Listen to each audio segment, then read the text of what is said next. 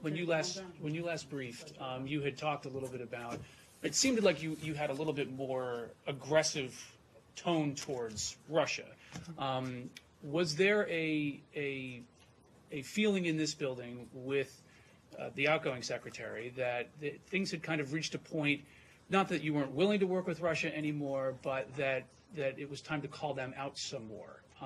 Is that true, and do you see that continuing if so? Yeah, I think if you look at Russia's actions around the world, if you look at what they've done in Ukraine, if you look at what they're still doing in Syria, as we watch the Russian government back the regime of Bashar al-Assad, they continue with their aerial bombardments of Syrian civilians, killing innocent men, women, and children, including killing rescue workers.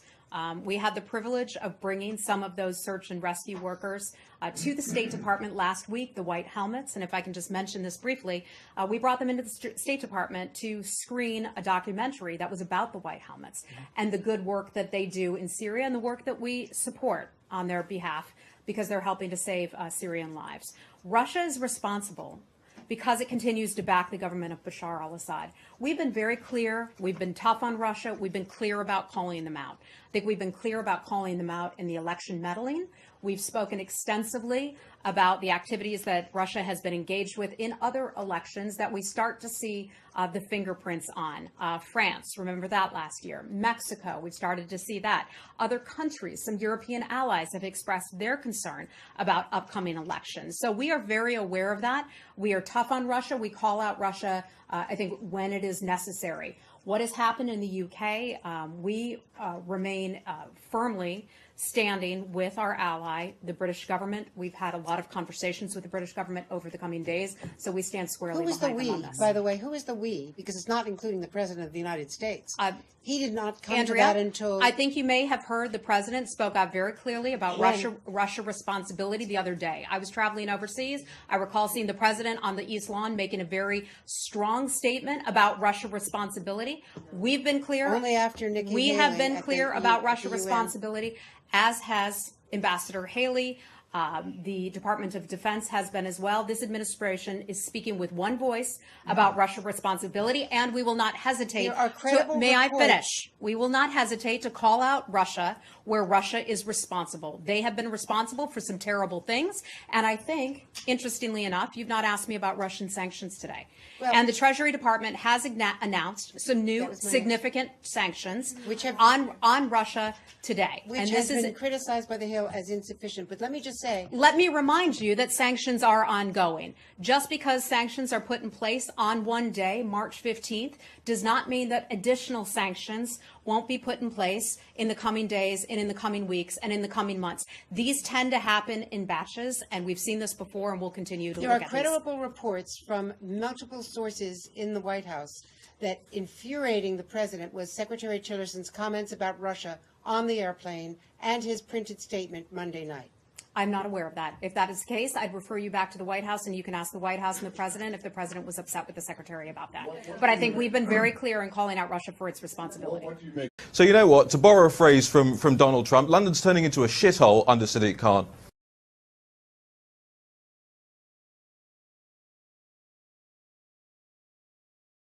Raheem Kassam is the editor of Breitbart London. He joins me now from Washington, and many thanks indeed for joining us this evening. What does it say about President Trump when he refers to countries like Haiti, El Salvador, and other countries in Africa as shithole countries?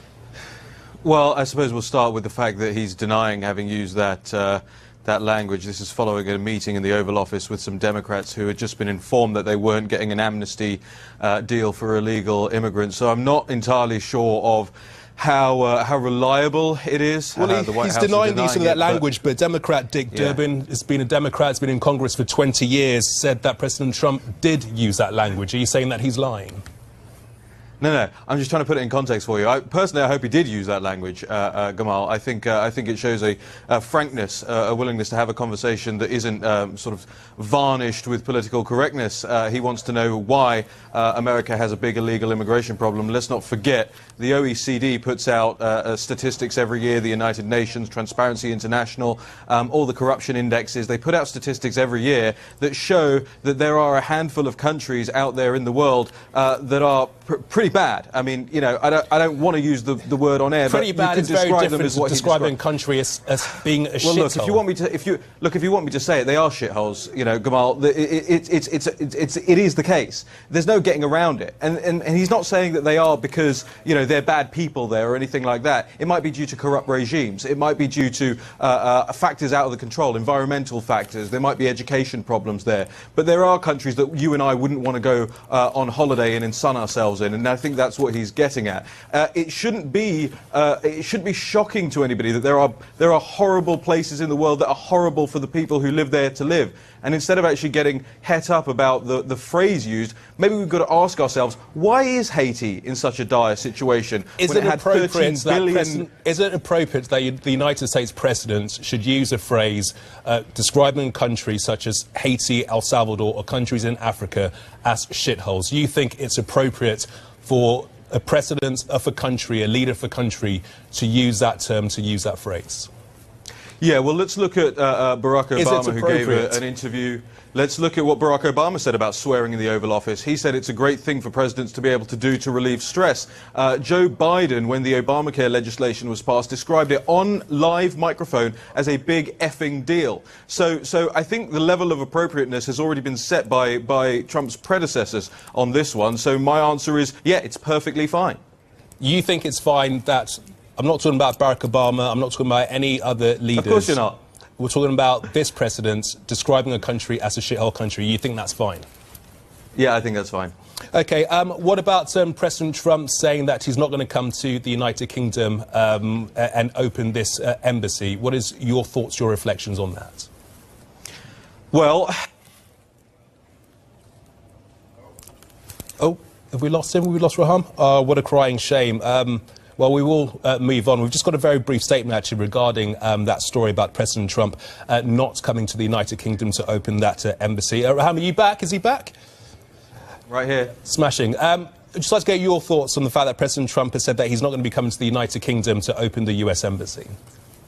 Yes, well, I don't blame him. You know, you have a situation whereby Sadiq Khan, as the mayor of London, has really been tub-thumping, trying to get President Trump not to attend, said multiple times he's not welcome in the capital, really fomenting a situation where you might have some riots or street protests if the president came to open that embassy. By the way, I think the president's wrong when he says that the embassy in South London is a bad deal. I think firstly, it wasn't Obama who approved that embassy. It was George W. Bush who approved that embassy. Secondly, it didn't cost the American taxpayer anything because they actually sold off a bunch of buildings to pay for it. So I think he is wrong on that. I think he should have come out and told the honest truth, which is that he doesn't particularly want to visit Sadiq Khan's London, which is the acid attack capital of the world per capita, where you have in the last year soaring knife crime, soaring burglary, soaring rape, soaring youth homicide. And Sadiq Khan seems to be concerning himself more with matters of state, which he isn't elected to do, than actually solving the situation of crime in London. And it is soaring. And I have to say this, and you'll excuse me for being churlish about it, but places like Sky News and the BBC and all the best and brightest journalists in the country are not covering this. What do you mean? Well, every single day we are covering stories about whether it's knife crimes or attacks where they happen up and down the country. What proof do you have? So Gamal, well, the proof is, can you answer me, what's the, at what rate did knife crime go up by in London last year? I'm asking you, I'm interviewing you, what proof I know. do you have? Well, I know. It's not great with the shoes on the other foot.